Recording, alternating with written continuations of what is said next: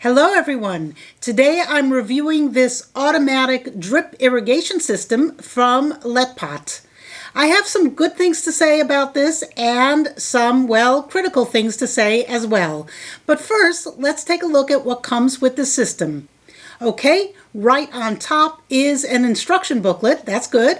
And here is a package of 10 adjustable drippers. So I'm not sure why the description on Amazon says that you can set up 10 to 20 plants. That doesn't make sense if there are only 10 drippers. Okay, next is this cylinder with something inside. It turns out this is the piece that goes into your water reservoir and acts as a filter at the end of the tubing. Then here we have a small baggie with double-sided tape and also a mount in case you want to mount the controller on a wall. I ended up putting the controller on my windowsill. Just make sure it's above the water level. Next is a bag of 10 T-connectors. I'll show you how to use that later in this video, and of course the power cord. This thing gets plugged in, and according to the manufacturer, this unit is rated for both indoor and outdoor use. Next out of the box is the controller. This small unit contains both the brains behind the irrigation system and also the pump, and it is equipped with Wi-Fi and Bluetooth, so you can control this device with your smartphone. Some people might like that, but I would much rather have a straightforward interface right on the controller rather than having to use my smartphone. Instead, you have just one button that flashes Morse code. Seriously. Green LED flashing means the device is working normally. Green LED always on means the device is connecting with Bluetooth. But if it's fast flashing, then it means that the firmware is being upgraded. And beware the red LED always on. That's bad. It means the device is malfunctioning.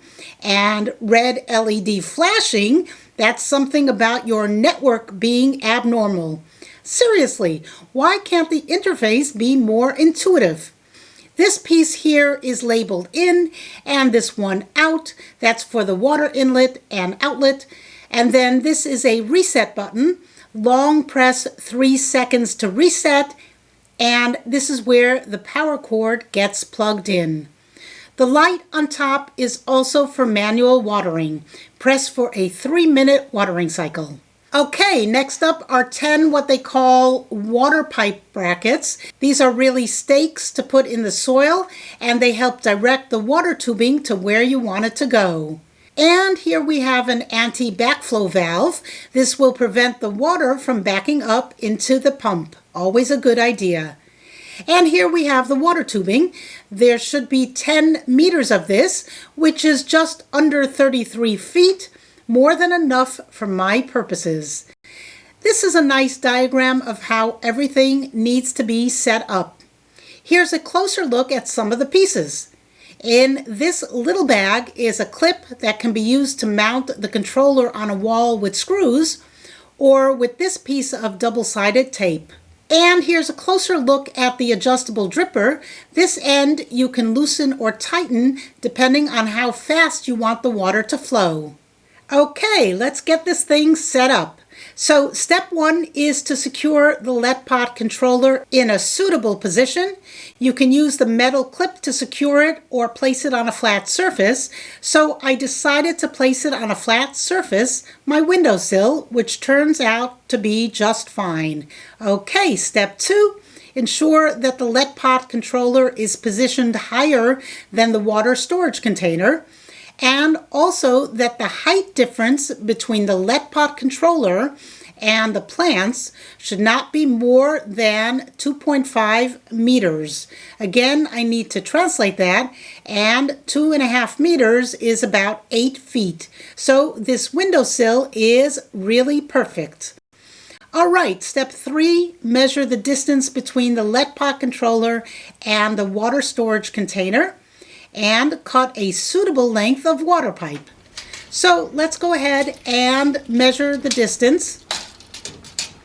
And it's about 15 inches from the bottom of the water storage container and the water inlet on the controller. So I went ahead and cut 15 inches of tubing. Yes, I don't use metric here. And now on to the fourth step, which is I need to insert one end of the tubing into the in-water inlet and connect the other end to the filter before placing it in the water storage container. Okay, so let's go ahead and do that. Here's the filter piece, and it's not so easy getting this tubing onto it. I think I've seen a way to make this easier with a heat gun to soften the tubing, but I just used brute force and finally got the tubing on. And then the other end of the tubing gets attached to the water inlet, and now I have the first piece of tubing set up. Now the next step is to connect the anti-backflow valve according to the arrow direction with the out water outlet, and then use the pipe clip to make sure that the tubing is secure. Okay, so here is the anti-backflow valve, and it goes here onto the port labeled out, and I got that on pretty good. Now it says to use the pipe clip, which is a strong spring, and I think I needed to put that on the tubing before I attached it, or I wasn't strong enough to open the clip up all the way, so after trying a bit, I gave up on using the pipe clip. The tubing seems to be put on pretty securely, so I let that go. Alright, moving on, the instructions say to measure the distance from the controller to the first plant and the second plant, and then cut the lengths for the T connector. Then cut another section of tubing and connect to the dripper. The diagram is pretty clear, so I went ahead and measured the distance and then cut the appropriate length of tubing. One end is connected to the tubing coming from the anti-backflow valve, and then the other end to this T connector that's going to split the tubing off to go between the first and second plants. Now for the section that's going to connect to the dripper, it needs to get threaded through this plant stake, and then the end gets attached to this gray dripper, and once I've attached that, then the stake gets planted in the first pot, and then I adjusted the dripper a bit so it was pointing in the right direction, and there the first pot is done. Next I measured the distance to the second plant and cut the tubing for that. Now this new piece of tubing goes onto the T connector from the first plant, and while I was attaching that, the controller dropped off the windowsill with all the pulling I was doing, so I'll fix that later.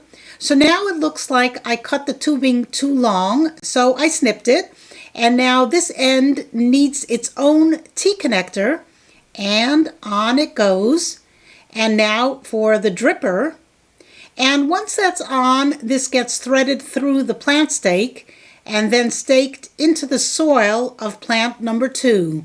So I continued measuring, cutting, and attaching until I had all the plants connected, a total of 6 plants, as you see here.